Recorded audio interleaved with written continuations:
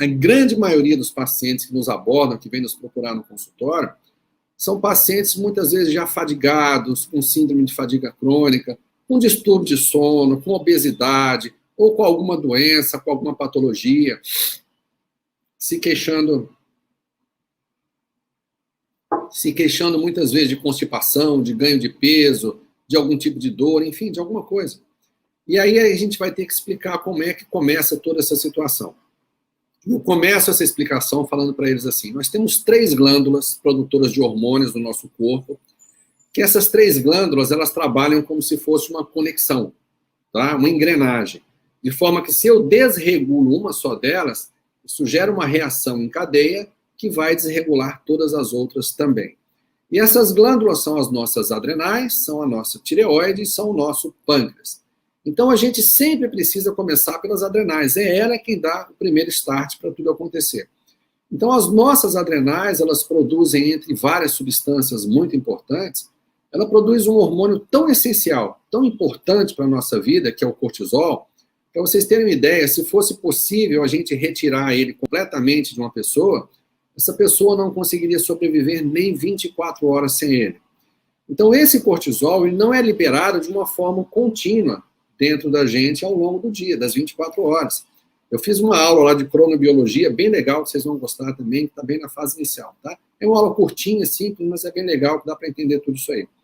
Então, esse cortisol é liberado em forma de pulsos ao longo do dia.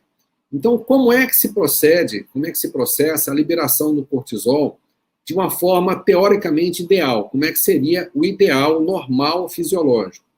De manhãzinha, quando essa pessoa começa a receber os primeiros raios de luz, é o principal pico do cortisol. Ele vai lá para cima. Para quê? Para que você já acorde bem ativo, disposto, cheio de energia para desempenhar suas funções. Aí ele se estabiliza no meio da manhã. Lá pelas 11 horas ele dá um pico bem pequenininho, então a gente experimentaria um novo ganho de energia. Logo após a refeição, logo após o almoço, lá pela 1h30, 2 horas mais ou menos, ele dá uma leve queda, que é aquele soninho que a maioria das pessoas tem após o almoço. Depois ele volta a se estabilizar. Quando é lá pelas 4h30, 5 horas, ele dá um novo pico, um pouquinho menor do que o da manhã. Então, nesse momento, seria esperado que você tivesse um novo ganho de energia, e daí em diante é que ele começa a cair, de tal maneira que lá pelas 8h30, 9 horas, ele está bem baixinho, te deixando meio sonolento, como se ele falasse assim, olha, vai dormir, que está na hora de você descansar, tá? E é nesse momento onde eu tenho a queda do cortisol, é onde começa a subir a melatonina, para começar a dar o pico dela.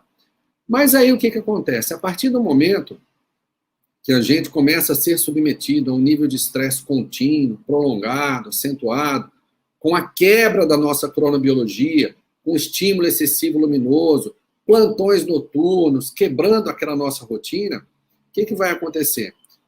Isso também, eu não me refiro só ao nosso estresse emocional, tá? Eu estou me referindo também ao nosso estresse alimentar, porque quando você começa a se alimentar com alimentos inflamatórios, que você acaba gerando uma disbiose dentro do seu intestino, que é simplesmente um excesso de bactérias ruins em detrimento das bactérias boas, isso começa a produzir uma quantidade muito grande de citocinas inflamatórias dentro do seu intestino, que vão ganhar a sua corrente sanguínea.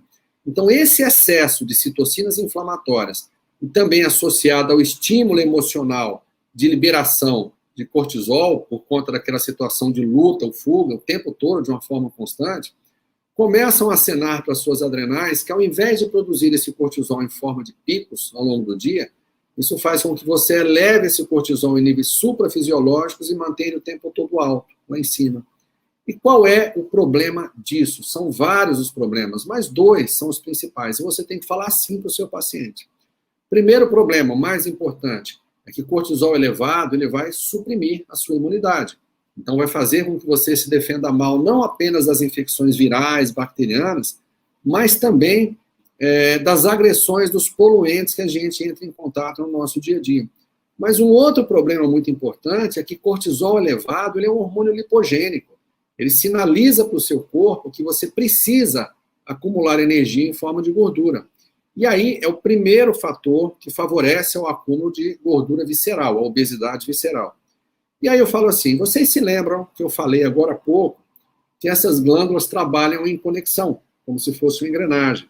Então, quando eu tiro esse cortisol desse ritmo pulsátil e jogo ele lá para cima o tempo inteiro, ele é capaz de bloquear algumas enzimas que nós chamamos de deiodinases, ou desiodases, ou seleniodinases, que são as enzimas que ajudam a conversão de um pré-hormônio tireoidiano, chamado T4, na forma ativa desse hormônio tireoidiano, que é o T3.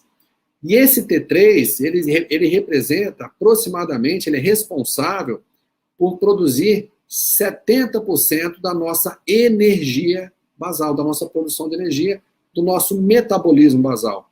Então, quando eu diminuo essa conversão desse inativo, que é o T4, em T3, que esse T3 cai, o que vai acontecer com o meu padrão de energia? Ele despenca também, vai lá para baixo. E além disso se transformar no segundo fator que favorece ao acúmulo de gordura visceral, o que isso provoca também? E eu digo para eles, não necessariamente tudo isso que eu vou falar, mas a grande maioria deles já fala que sente isso aqui, tá? Então eu falo assim, queda de cabelo, unha fraca, pele seca, depressão, problemas de memória, dor articular, edema, fadiga, sonolência, constipação intestinal, sensibilidade exagerada ao frio, que são todos os sintomas característicos da insuficiência do hormônio tireoidiano.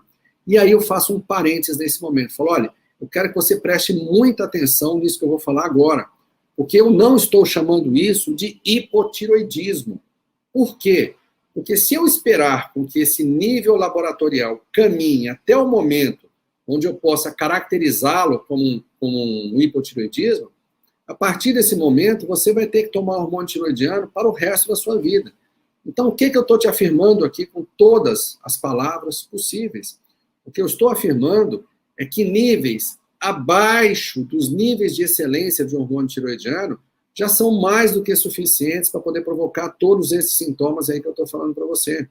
E isso tem que ficar muito bem explícito para ele, porque eu tive uma paciente uma vez que chegou para mim e falou assim, acho que foi até a semana passada, retrasada, não sei se eu comentei com vocês. Ah, doutor, eu cheguei com esse exame aqui mostrando para outra médica que também atende nessa linha, ela falou que na ótica dela, aquilo ali já era um hipotireoidismo. Não é assim que funciona. Primeiro, não é na ótica dela. É dentro dos padrões de ciência, e a gente tem artigos científicos mostrando essas situações, tá?